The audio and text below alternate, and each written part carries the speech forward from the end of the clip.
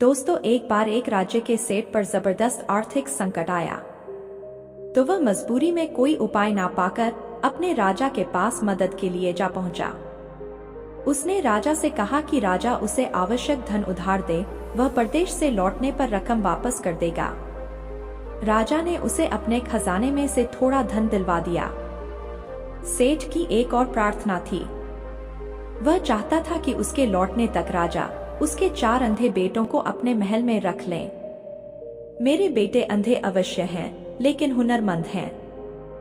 एक रत्न विशेषज्ञ है तो एक घोड़ों का नंबर 1 पारखी, तीसरा औरतों का विशेषज्ञ है और चौथा आदमियों का। कभी आजमा कर देखिएगा। इतना कहकर सेठ परदेश चला गया। एक दिन एक जौहरी महल आया। राजा को एक हीरा पसंद आया। एकाएक उसे सेठ के बेटों का ख्याल आया।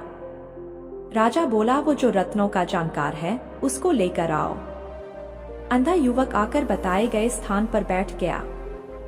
उसने हीरे को अपनी हथेलियों में लेकर मला। थोड़ी देर बाद वह बोला, ये एक नहीं 2 हीरे हैं जिन्हें जोड़ा गया है। युवक बोला, जोड़ का हीरा पहनना अशुभ माना जाता है। जौहरी भड़क कर खड़ा हो गया। एक अंधे व्यक्ति के कहने पर आप लोगों को फैसला करना है तो मुझे क्षमा करे। अंधे युवक ने जौहरी को बैठने का संकेत दिया। अभी झूठ का सच सामने आ जाएगा श्रीमान, बैठिए तो जरा। कोई एक मोमबत्ती लाओ। जब अंधे युवक ने जलती मोमबत्ती की लौ के पास हीरा रखा तो एक महीन रेखा रत्न पर दिखने लगी। कुछ देर बाद हीरा युवक की हथेली पर 1 से 2 हो गए। लाखों माफिया मांग कर जौहरी किसी तरह अपनी जान बचाकर महल से भागा। राजा को हंसते हंसते पेट में दर्द होने लगा। राजा ने 2 बार तालियां बजाईं। कोई है? आज से इस जवान के 2 परांठे और 1 कटोरी दाल बढ़ा दिए जाएं।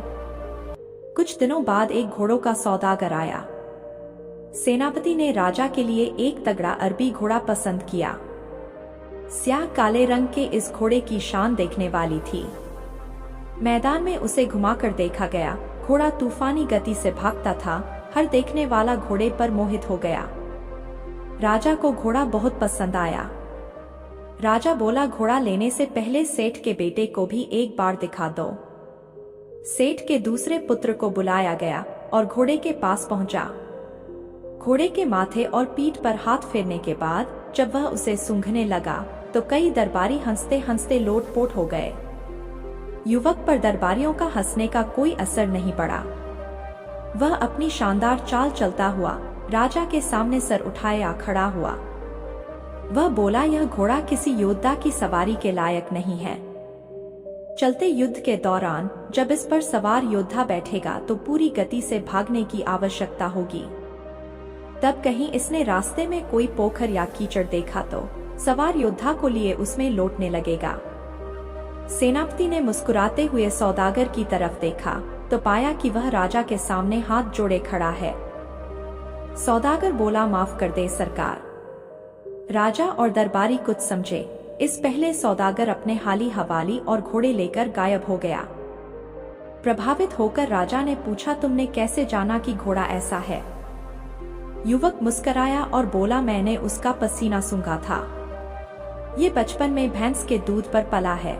शायद उस घोड़े की मां मर गई होगी। राजा झूमकर बोला, ऐ शाबाश, कोई है? आज से इसके 2 परांठे और 1 कटोरी दाल बढ़ा दो।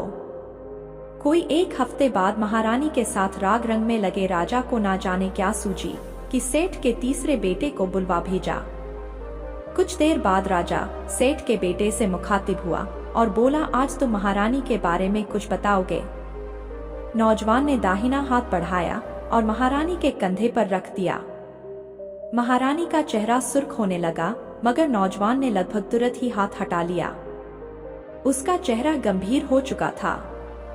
एक लंबी सांस खींचकर सेठ के बेटे ने कहा, ये किसी तवायफ की बेटी है महाराज। राजा ने 2 बार तालियां बजाईं। राज बोला, बहुत खूब। दरअसल इनके पिता अपनी रानी से बहुत ज्यादा प्रेम करते थे।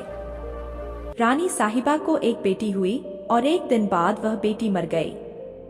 महारानी को सदमे से बचाने के लिए महाराज ने अपनी रक्षिता तवायफ की बेटी रानी की गोद में डाल दी। ये बात उन्होंने हमारे पिताजी महाराज, जो उनके घनिष्ठ मित्र थे, उनसे छुपाई नहीं थी, लेकिन तुमने कैसे जाना? नौजवान ने जवाब दिया, गैर मर्द का स्पर्श बता देती है औरत की सीरत। राजा चकित था, बोला, कमाल हो यार तुम। चलो, इनाम में आज से तुम्हारे 2 परांठे और 1 कटोरी दाल बढ़ाई जाती है। अब सेठ के आने का समाचार आ चुका था। एक दिन पहले राजा ने सेठ के चौथे बेटे को बुलवाया। कक्ष में सिर्फ वही 2 लोग थे। राजा ने कहा, अब कल तुम लोग चले जाओगे। तुम्हारे 3 भाइयों के हुनर की आजमाइश तो हो गई, तुम रह गए हो। तो तुम हमारे बारे में कुछ बताओ। सेठ का सबसे छोटा बेटा बोला, मेरे भाइयों ने अपने अपने हुनर में दाग लगाया कि उन्हें हाथ का इस्तेमाल करना पड़ा। मैं बिना आपको हाथ लगाए आपके बारे में बता सकता हूँ, लेकिन जान की अमान मिले और साबुत सलामत जिस्म की। राजा बोला, ठीक है, तुम कुछ भी कहो, तुम्हारे प्राणों और शरीर को कोई हानि नहीं पहुंचेगी। राजा बोला, अब बोलो। किशोर ने मानो बम सा फोड़ दिया हो। सेठ का छोटा बेटा किशोर बोला, आप किसी ढाबे वाले की संतान हैं। यह बात सुन राजा अपनी माँ के पास पहुंचा। सारी बात बताकर आत्मघात की धमकी दी तो राजमाता ने बताया कि वे एक साधारण परिवार की लड़की थी। वह एक ढाबे वाले से प्रेम करती थी और सारी सीमाएं लांघ चुकी थी। वे शादी करने ही वाले थे कि तत्कालीन महाराज की दृष्टि किसी उत्सव में उन पर पड़ी, और किसकी मजाल थी कि इनकार करता। राजा वापस कक्ष में जा पहुंचा। राजा बोला, ये राज ही रहे, लेकिन तुमने जाना कैसे? किशोर मुस्कराया तो मुस्कुराहट की उजास उसके तरुण चेहरे पर फैल गई। मेरे भाइयों ने जो काम करके दिखाए, अगर कोई सच्चा राजा होता तो हीरे मोतियों से लाद देता, लेकिन आपने सिर्फ 2 परांठे और 1 कटोरी दाल बढ़ाने का आदेश दिया। ये ढाबे वाले की कृपा का नमूना है, किसी चक्रवर्ती राजा की कृपा का नहीं।